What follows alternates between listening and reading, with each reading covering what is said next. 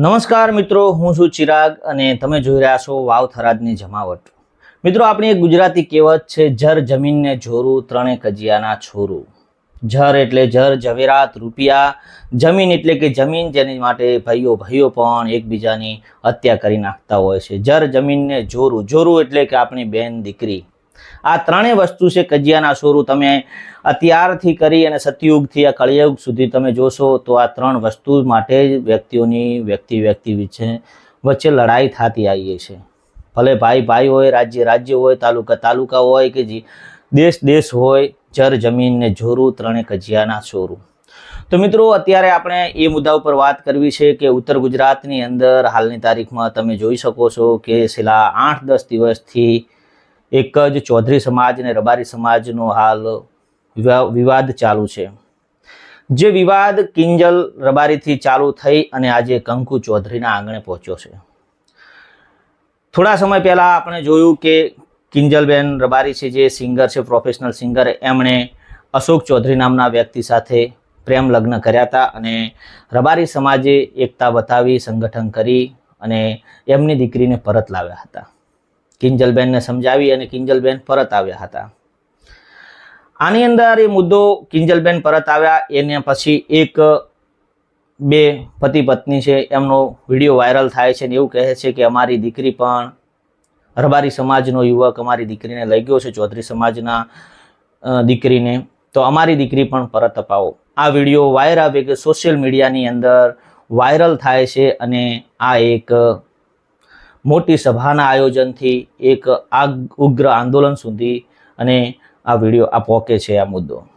તો મિત્રો, આગળ વાત એમ કરવી છે કે આ વાત છે આપણે તમે જોયું કે રૂની ગામની અંદર 64 ગોળ ચૌધરી સમાજનું એક કંકુબેન ચૌધરીને પાછા લાવવા માટેનું, કંકુબેન ચૌધરીને જે એમના સમાજમાં પાછા લાવવા માટેનું, એમની દીકરીને પરત લાવવા માટેનું સંમેલન કરવાની અંદર આવ્યું હતું, જેમાં હજારો સંખ્યાની અંદર ચૌધરી સમાજ હાજર રહી હતી। એવામાં થોડા સમય પછી જે કંકુબેનના માતા પિતાનો વિડીયો વાયરલ થાય છે, એના પછી કંકુબેન પણ એક વિડીયો બનાવી અને કહે છે કે મેં 31 માર્ચ 2024ના રોજ મહાદેવ રબારી સાથે હિન્દુ રીતિ રિવાજથી લગ્ન કર્યા છે। મારે પણ અત્યારે એક દીકરો છે। બંને સમાજના આગેવાનોને હું હાથ જોડી અને વિનંતી કરું છું કે મારા પંખીના માળા જેવા પરિવારને ના વિખેરો, મારા દીકરાને એના મા બાપથી અલગ ના કરો। આ સમાજ બંને સમાજના અંદરથી એક આ દીકરીઓ પાછી આપો, પાછી લઈ જવાનો મુદ્દો છેડાઈ રહ્યો છે।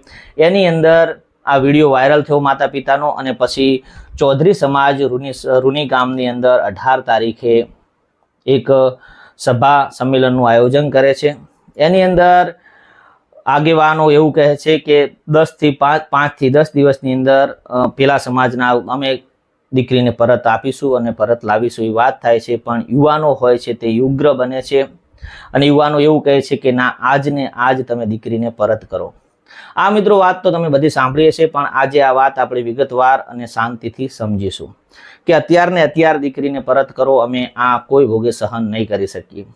એવાની અંદર 4-5 યુવાનો છે તે ઉગ્ર ભાષણ કરે છે, જેમાં પુરુષ અને મહિલાઓ બંને છે અને એ ટોળું ઉગ્ર થાય છે ને ત્યાંથી એ ટોળું રૂની ગામથી અમુક ગાડીઓ નીકળી અને ઊણ ગામ આવે છે, જ્યાં મહાદેવ રબારીનું ગામ છે, જે જગ્યાએ કંકુબેન અત્યારે હતા ત્યાં આવી અને એ ટોળું ગાડીઓની તોડફોડ કરે છે અને રસ્તા પણ ચક્કાજામ કરે છે, જેની અંદર 3 જિલ્લાની પોલીસને હાજર થવું પડે છે અને 3 જિલ્લાની પોલીસ હાજર થાય છે। બનાસકાંઠા રેન્જના આઈજી પરીક્ષા રાઠોડ પણ હાજર હોય છે અને 3 જિલ્લા એટલે કે પાટણ જિલ્લો, બનાસકાંઠા અને વાવ થરાદ જિલ્લો।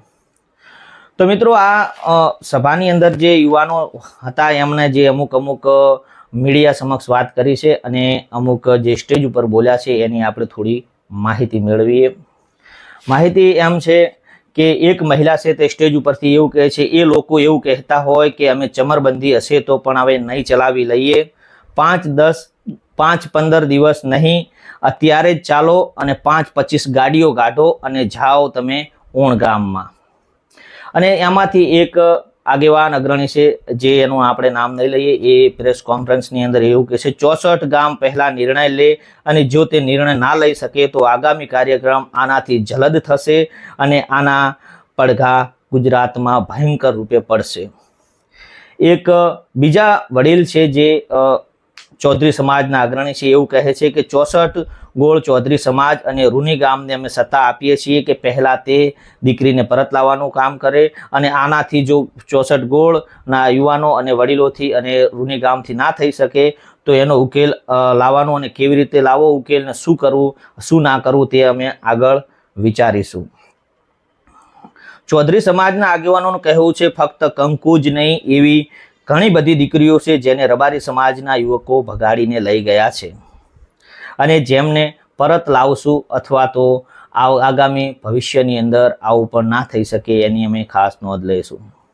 આ સભાની અંદર સભા ચાલી રહી હતી રૂની ગામની અંદર. એમાં આ જે મેન અમે વાત કરી જે યુવાનોની મહિલાઓની, એ મહિલાઓએ ઉગ્ર ભાષણ કરી અને એની અંદર યુવાનો હતા એવું વડીલોએ એવું કહ્યું કે 5, 10, 15 દિવસનો સમય આપો જેનાથી દીકરીને પરત લાવી શકાય. પણ યુવાનો કહે છે કે ના, આજે ને આજે અમારી જોડે સમય નથી, અમે સમય નહીં આપીએ. એમની દીકરીને અમે 5 દિવસની અંદર પરત આપી દીધી છે, તો અમારી દીકરી પણ અત્યારે જ અમારે જોઈએ.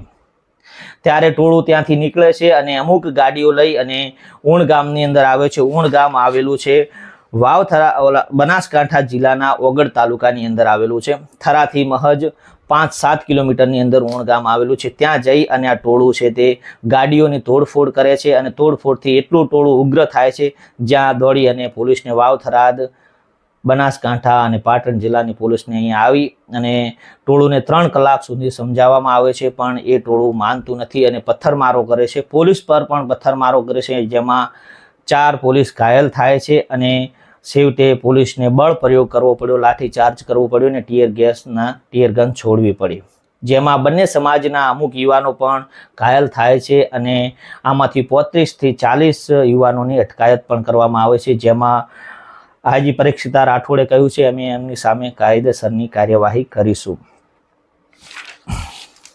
અને ચૌધરી સમાજે સ્પષ્ટ કીધું છે કે દીકરી પરત નહીં આવે તો આ મુદ્દો વધુ ગરમાશે અને ગુજરાતની અંદર આના પડઘા પડશે. મિત્રો, આ જે વ્યક્તિઓના આપણે નામ લીધા અને જે વ્યક્તિઓની વાત કરી એ ન્યૂઝ કેપિટલ ગુજરાતમાંથી આપણે ન્યૂઝ લઈ અને આની ન્યૂઝની ચર્ચા કરી છે. આ તો મિત્રો કિંજલથી ચાલુ થયેલો વાદ કંકુના આંગણે પહોંચ્યો. તો મિત્રો, અત્યારે હાલની તારીખમાં આ મુદ્દો ગુજરાતની અંદર ગરમ છે અને તમે પણ જોઈ શકો છો, અને આજે ગુજરાતમાં મીડિયામાં તમામ જગ્યાએ આ મુદ્દો જ ચાલી રહ્યો છે. તો મિત્રો, આ મુદ્દે તમારું શું કહેવું છે તે કમેન્ટ બોક્સની અંદર જણાવજો.